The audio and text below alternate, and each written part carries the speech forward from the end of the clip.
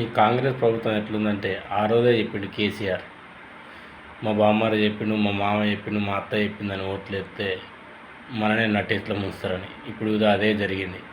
ఎగురాన 7,500 ఇస్తాడు, ఇప్పుడు 10,000 ఇచ్చి చేతులు దులుపుకుంటాడు. అంటే గద్దెక్కినాక ఒక లెక్క, అధికారం వచ్చినాక ఒక లెక్క అన్నట్టు. కుక్కకు సింహాసనం అయితే ఇట్లే ఉంటుంది.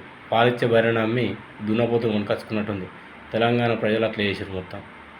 కేసీఆర్ మార్పు రావాలి మస్తు మార్పు వచ్చింది తెలంగాణలో. రైతులకు గిట్టుబాటు ధరలు లేక కాంగ్రెస్ ప్రభుత్వం ఎప్పుడైనా మోసమైన ప్రభుత్వమే. ఏమంటారు జనాలు చెప్పండి. మీరు కామెంట్ బాక్స్లో కామెంట్ చేయండి. దీనికి మీరే కదా ఓట్లేసింది, మనమే కదా ఓట్లేసింది కాంగ్రెస్ ప్రభుత్వం. మనమే కదా కేసీఆర్ను గద్దె దించి రేవంత్ రెడ్డి ఎక్కించింది. ఏమో చేస్తాడు రేవంత్ రెడ్డి అంటే, ఏం చేసిండు? ఏమీ చేయలే, ఏమి చెయ్యడు యువత.